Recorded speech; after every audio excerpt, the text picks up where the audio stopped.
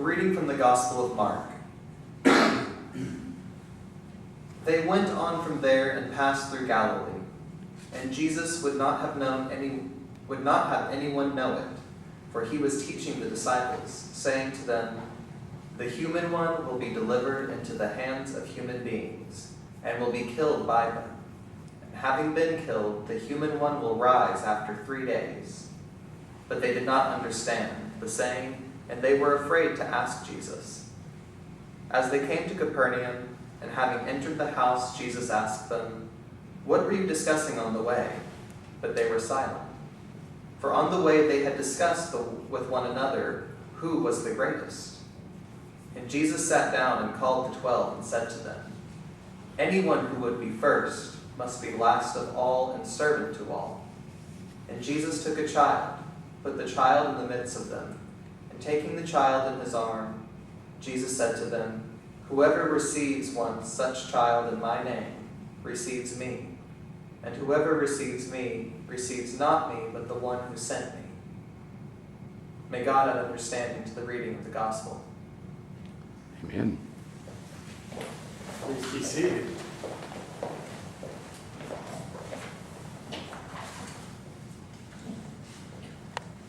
God, I offer myself up once again to be your instrument. I ask that you anoint my heart, anoint my lips. Remove me from myself and replace that with the movement of your Holy Spirit within. And anoint the ears of those who would hear a message. Whatever message they get this morning will be the message that you have for them on this day on their faith journey. Amen. When you were younger, way back when, did you ever think to yourself, I really want to be part of the in crowd? Just to be part of that in crowd. However, you knew you couldn't be part of that crowd because you lived in the wrong neighborhood. You didn't have the right clothes. You did not date or love the right person. Your education was not superior to others. And you may have even questioned your own gender. How could you be part of the in crowd? That was the situation with the followers of Jesus that they found themselves in. The disciples were not the most learned. They were not the best looking, the best educated. They were simple, common folk who certainly were not part of the in crowd. But now the Pharisees and the Sadducees, they were the in crowd. People noticed them. When they walked into a room, they offered them the best seats at any banquet and sought their wisdom and their insight. The followers of Jesus' time knew that as long as they journeyed with Jesus, at least that put them on the edge of an in crowd. And yet here we have in the gospel this morning, Jesus telling them, once again, Jesus had already told them a few times this story, that the human one would be put to death. They didn't want to hear that because that would end the in crowd. Once Jesus was to be put to death, this little merry band of travelers would be changed forever. So as Jesus walked ahead, the disciples lingered behind and discussed on the way what would happen with the in crowd. Who would lead them? Who would be the greatest among them?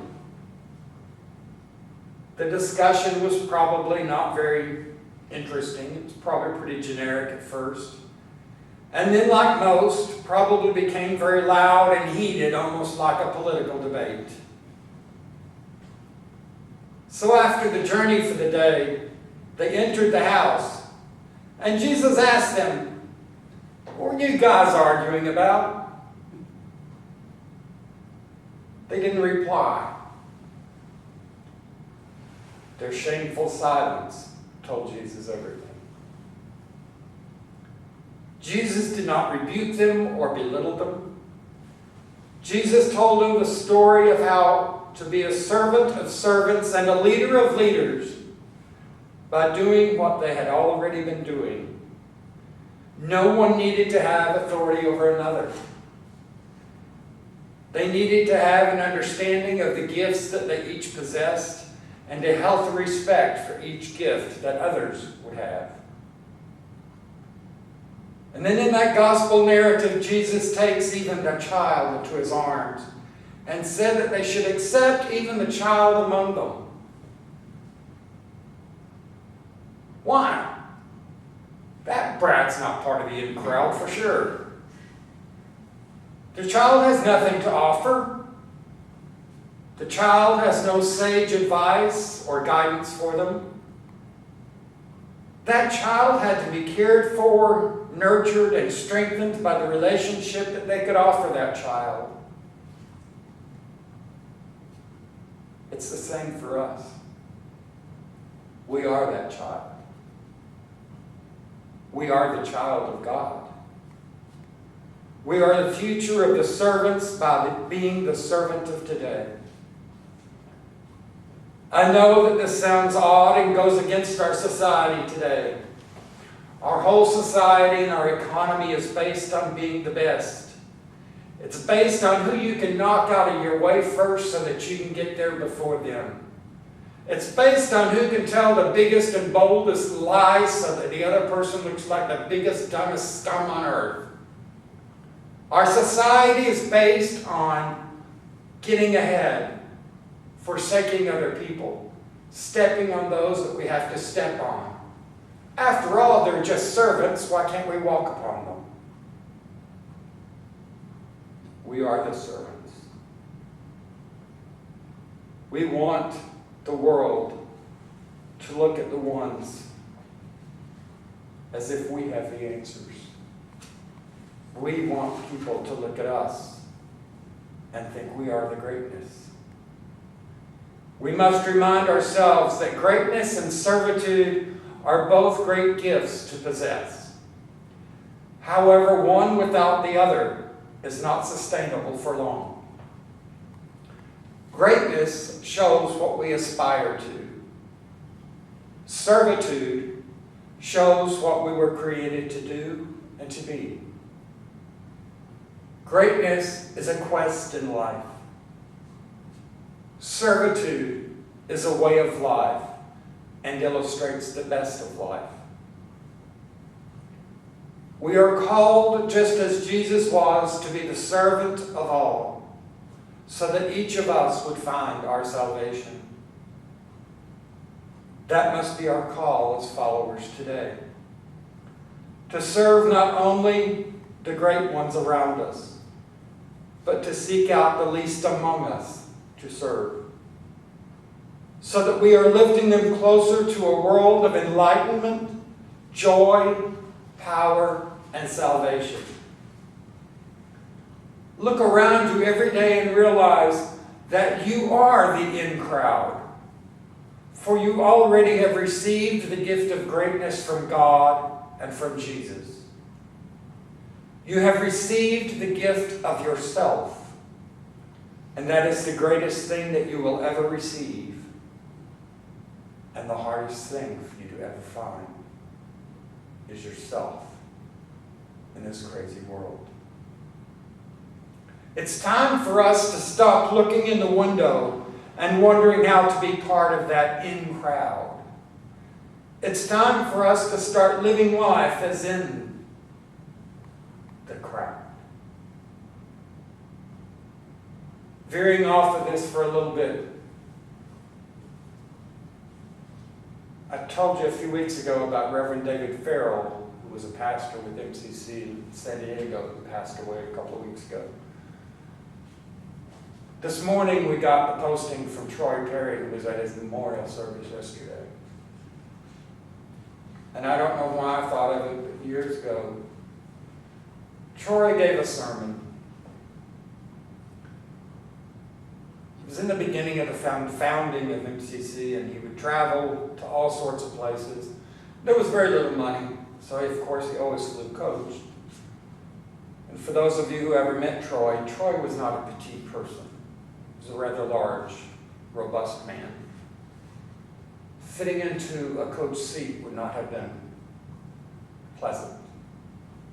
Sitting next to him in a coach seat would not have been pleasant. On one flight, one of the flight attendants came back to him and said, "Are you Reverend Perry?" And he said, "Yes, I am."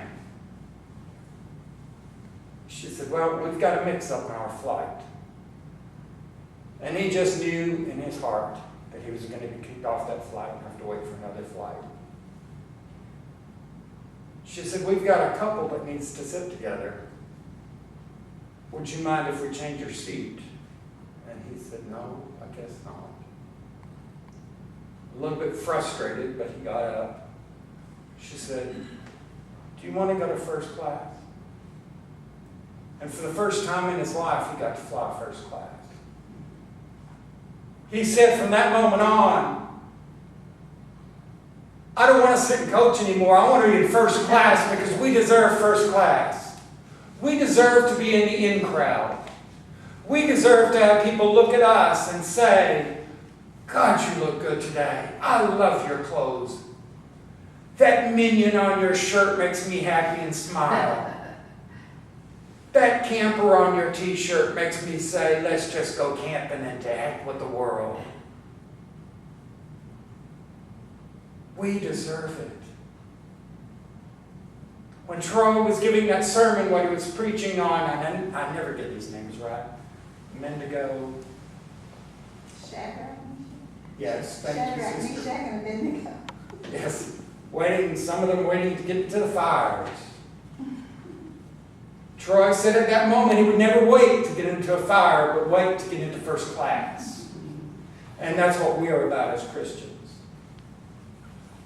When we sit long enough as a servant of Jesus Christ, we will someday realize and awaken ourselves and enlighten ourselves to the fact that we are the in crowd, and we desire and we deserve to sit in first class and to go with the high polished people, to go with the highfalutin people, to take that big waltz on the big fancy dance floor,